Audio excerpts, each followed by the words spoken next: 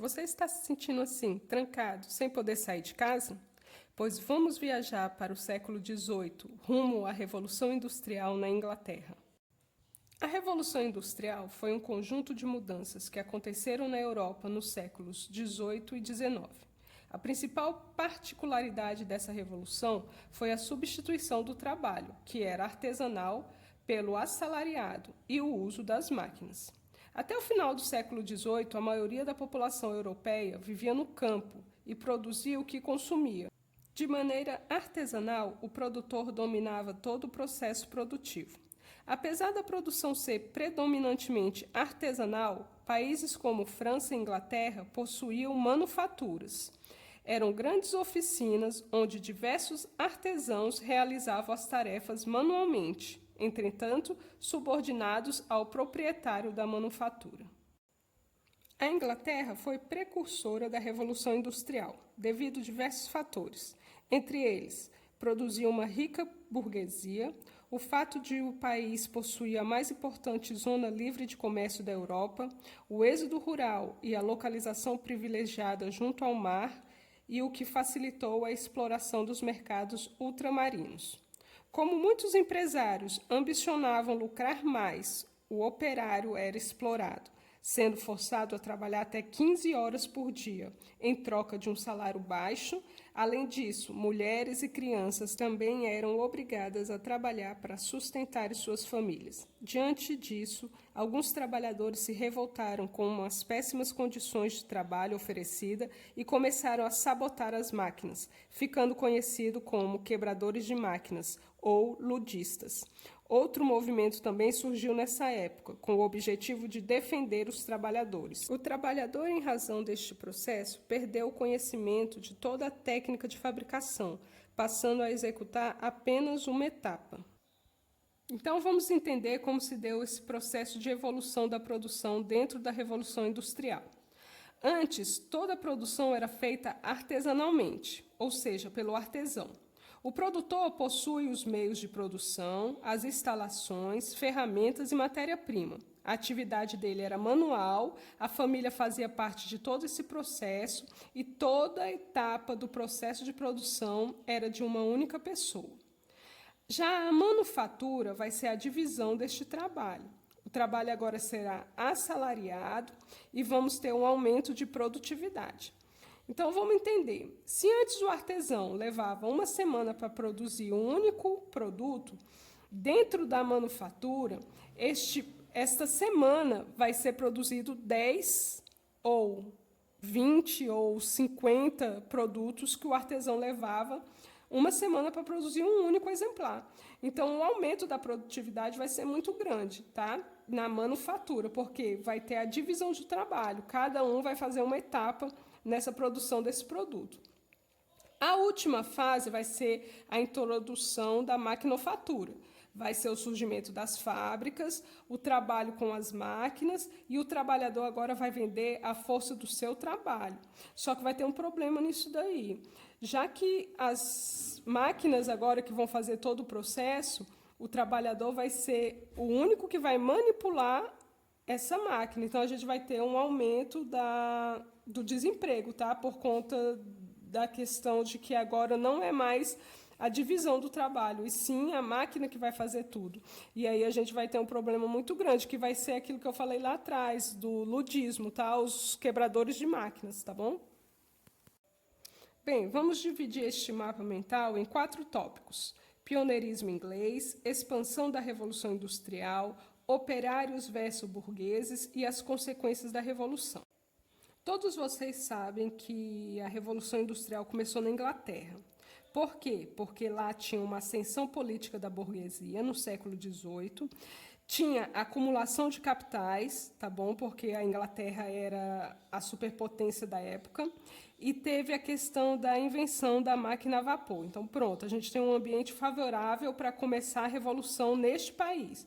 E vocês também, é de conhecimento de vocês também, que a Inglaterra é uma ilha, afastada um pouco do continente. E isso vai ser consequência da questão das fases da Revolução, tá bom? A expansão da Revolução Industrial vai ter 3 fases. A primeira fase, Inglaterra até a França. por conta do carvão. Se a gente começa com a Revolução Industrial movida a vapor, o carvão vai ser a principal fonte de matéria-prima. Aí teremos a segunda fase. Ela vai pular para o continente da Europa, vai para os Estados Unidos e Japão. Aí a gente já vai ter a base do petróleo, tá? Nessa questão aí da Revolução Industrial. E a terceira fase vai ser em todo o mundo, tá? Vai ser a tecnologia em massa. Na realidade, a gente já está cogitando até uma quarta fase da Revolução Industrial, mas isso eu vou explicar um pouco mais à frente. Bom, continuando aí no nosso mapa mental, operários versus burgueses. A gente vai ter uma exploração, né, do trabalho assalariado dos operários versus as vantagens que os donos do capital vão adquirir. Então, essa tensão entre essas duas classes, elas vão perpetuar até hoje, tá? Operários e burgueses, tá bom? A gente vai ter tensão entre as classes, tá? A gente vai ter o cartismo e o ludismo, tá? Que são... o cartismo ele é voltado aos direitos através da política, e o ludismo vai ser os quebradores de máquinas, tá? Essa tensão entre as classes, tá bom? Como eu falei para vocês. Ned Ludd foi o primeiro cara que quebrou uma máquina, né, nesse processo do ludismo, tá? Por isso que leva esse nome, em referência a ele. E aí do lado vocês percebem aí, ó, a condição precária do trabalho nas fábricas, tá? Isso também foi uma das causas da revolta de alguns trabalhadores, tá? As fábricas não tinham condição de saúde para os caras trabalharem, tá? Era uma jornada de trabalho muito longa, cansativa, ganhavam muito pouco, não tinham tempo para descansar, se alimentavam mal, o índice de mortalidade era muito grande nesse período, crianças trabalhavam, mulheres trabalhavam, então eles realmente eram explorados, né? A palavra certa é essa, a exploração em cima das vantagens que os burgueses, ou seja, os detentores do capital, recebiam. No mesmo tempo da Revolução Industrial, contemporaneamente, a gente vai ter também a Revolução Inglesa, tá? Que também foi no século XVIII, tá bom? Vai ter poderes do parlamento, tá? E essa revolução ela vai ser responsável pela maior burguesia e a mais poderosa que o mundo já viu, que foi a burguesia inglesa, tá bom? Então, tudo isso foi um ambiente propício da Revolução Industrial. Aí, vamos ter as consequências dessa revolução que a gente colhe até hoje, tá? E são muitas as consequências, e nem todas são muito boas, tá bom? Apesar de muitos defender o capitalismo, ele está longe de ser o melhor sistema que o mundo possa ter adquirido, tá bom?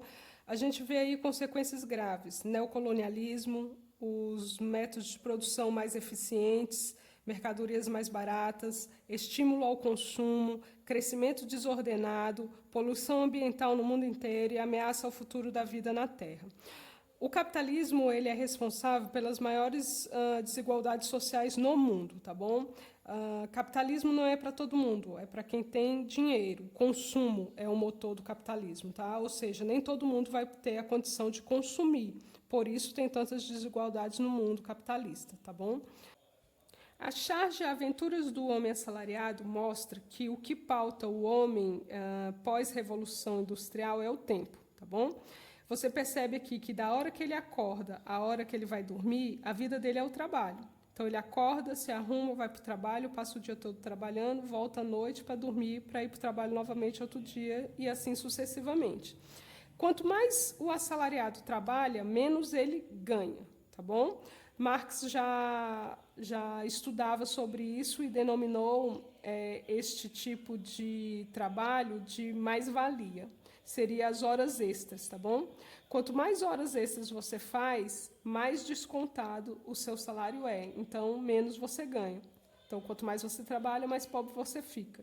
É a chamada mais-valia, o que vai para o bolso do patrão, tá bom? Então, o tempo é o que pauta o mundo capitalista de hoje, tá?